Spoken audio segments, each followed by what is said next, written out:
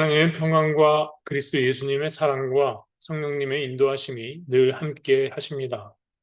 묵상 말씀은 시편 44편입니다. 22절부터 26절 봉독합니다. 우리가 종일 주를 위하여 죽임을 당하게 되며 도살할 양같이 여김을 받았나이다. 주여 깨소서 어찌하여 주무시나이까? 일어나시고 우리를 영원히 버리지 마소서. 어찌하여 주의 얼굴을 가리시고 우리의 고난과 압제를 잊으시나이까? 우리 영혼은 진토 속에 파묻히고 우리 몸은 땅에 붙었나이다. 일어나 우리를 도우소서. 주의 인자하심으로 말미암아 우리를 구원하소서. 하나님의 말씀입니다. 하나님 감사합니다. 며칠 전 고등학교 절친이 보내온 사진에 마음이 뭉클했습니다.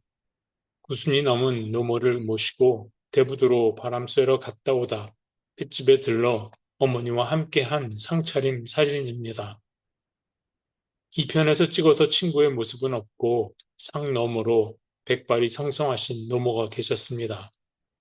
사진은 있음을 말해주고 있었습니다. 제게도 구순이 넘으신 어머니가 계시는데 함께 있지 못하니 마음은 늘 죄스러울 따름입니다. 즈음에 어머니께서 사진 2장을 보내오셨습니다. 보라색 수국과 주홍빛 능소화였습니다. 어머니는 아버지와 함께 어릴 적부터 키우던 애들이 드디어 꽃을 피웠다 하셨습니다. 꽃말을 찾아보니 보라색은 수국, 진심, 주홍빛 능소화는 그리움이었습니다. 남겨둔 가족들을 진심 그리워하시며 함께 있는 작고하신 아버지의 마음이 꽃으로 피어난 듯 했습니다. 여기 있음을 자각하지 못하는 기도자의 기도가 있습니다. 시편 44편의 기도입니다. 기도는 다급하고 기승전 어째서입니다. 자기 할 말만 쏟아냈습니다. 지난 43편 묵상에서 어찌하여 왜? 라는 질문은 겉보기와는 달리 실상은 있음에 대한 자각이라 말씀드렸지요. 혹 내가 여기 있음에 대한 질문도 결국 왜일 수밖에 없지 않나. 즉, 있음의 이유와 의미를 묻는 질문일 수밖에 없지 않나 생각하는 분들이 계실지 모릅니다. 그럴 수 있지요. 그런데 생각해 보십시오. 꽃이 있는 이유가 따로 있나요? 내가 꽃을 뭐라 하던 꽃은 언제나 꽃으로 있습니다. 온 집안에 경의에 기쁨을 주는 갓 태어난 아기도 그렇습니다. 아기가 있는 이유는 있음 그 자체입니다. 아기도 꽃도 누구를 즐겁게 해주거나 꽃꽂이의 장식이 되려 태어난 것은 아니지요. 꽃은 꽃으로, 아기는 아기로 있으니 있음은 그 자체로 이유와 의미가 되니 있음 자체로 아름답습니다. 모든 것은 이렇게 본연의 있음으로 있을 때 가장 아름답고 귀한 것입니다. 따라서 있음에 대한 질문은 왜가 아니라 어떻게가 되어야 합니다. 내가 어떻게 있느냐입니다. 내가 사랑으로 있는가, 미움으로 있는가, 어둠으로 있는가, 빛으로 있는가, 참된 나로 있는가, 거짓 나로 있는가. 기독교 신앙은 오리지널로 와서 가짜로 살다 가는 것을 죄라고 합니다. 한자 죄 또한 허물을 뜻합니다. 그래서 기독교 신앙에서 말하는 죄로부터의 해방, 구원이란 오리지널인 본연의 내가 회복되는 사건을 말하며 오리지널은 곧 하나님의 형상을 의미합니다. 세상의 자녀에서 하늘의 자녀로, 분노의 자녀에서 은혜의 자녀로 거듭났다. 세상 옷을 벗어버리고 그리스도의 옷을 입다라는 말은 모두 같은 뜻의 다른 표현인 겁니다. 본문으로 돌아가 보지요. 44편 기도가 부담스러운 이유는 기도자가 본연의 자기를 잊은 채 방황하고 있기 때문입니다. 언뜻 들으면 그의 기도는 도우심을 구하는 간절한 기도로 들리지만 자세히 음미해 보면 그의 속내에는 미움, 증오, 두려움, 우월감으로 가득합니다. 그래서 기도를 보면 그 사람을 알 수 있다 하는 거지요. 기도자는 출애굽과 가나안 정복에 대단한 자긍심을 갖고 있습니다. 이 시편 머리에 있는 고라 자손의 마스길이라는 제목은 기도자가 고라 자손임을 알려줍니다.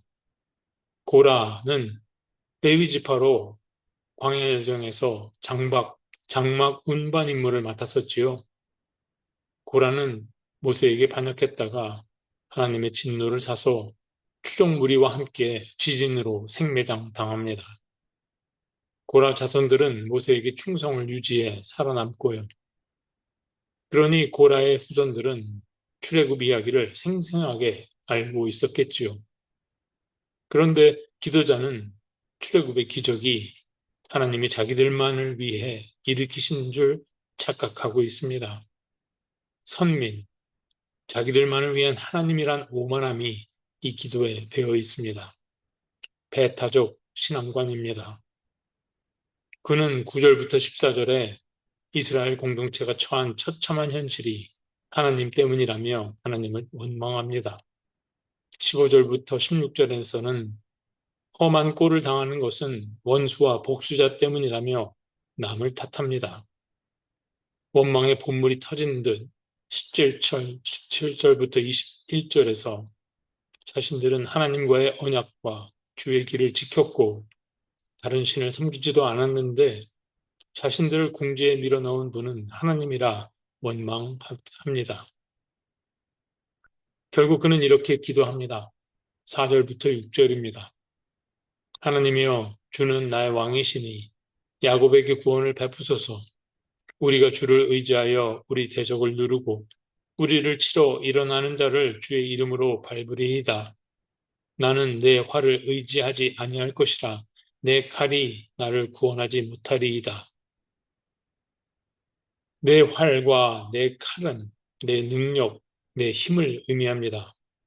그러니까 내 힘, 내 능력으로만 안 되겠으니 하나님의 능력을 입어 하나님의 이름으로 원수들을 무찌르겠다 기도하는 겁니다. 이 기도에는 중요한 것이 빠져 있습니다. 자기 돌아봄입니다. 진정한 회개의 마음입니다.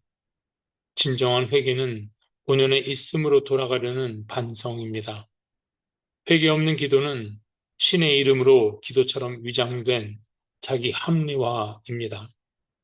신은 수단으로 전락하고 자기 본연의 있음을 망각한 신앙은 폭력이 될 수 있습니다. 이 기도가 요즘 목도하는 이스라엘, 이란, 중동 전쟁과 오버랩됩니다. 대적을 없애겠다는 자신의 뜻을 야훼든 알라든 신의 이름으로 신의 도우심을 받아 관철하겠다는 기도를 드리는 인간들이 지금 내 곁에 살며 폭력을 행사하고 있다는 생각에 소름이 돋습니다. 종교 근본주의의 위험은 어디에나 있습니다. 그럼에도 불구하고 이 기도가 성경에 실린 이유는 무엇입니까? 구린내 나는 역겨운 기도라도 드려야 한다는 것입니다. 기도 가운데 하나님은 나를 변화시켜 가시기 때문입니다. 기도는 내 뜻이 하나님의 뜻에 맞춰져 가는 승화의 과정입니다. 내 뜻을 내려놓고 하나님의 뜻을 수용하게 되는 과정입니다. 그래서 마침내 들어져야 할 기도는 나의 본연의 있음으로 드리는 기도입니다. 나는 지금 어떤 기도를 드리고 있는가 찬찬히 늘 돌아보시길 바랍니다. 주님, 제가 주님의 형상으로 있게 하소서. 미움이 있는 곳에 사랑으로, 상처가 있는 곳에 치유로, 죄가 있는 곳에 용서로, 분열이 있는 곳에 화합으로, 의혹이 있는 곳에 믿음으로, 거짓이 있는 곳에 진리로, 절망이 있는 곳에 희망으로, 어둠이 있는 곳에 빛으로, 슬픔이 있는 곳에 기쁨으로 있게 하소서.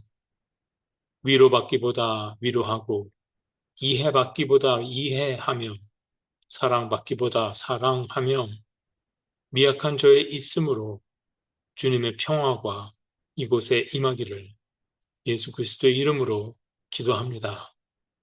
아멘.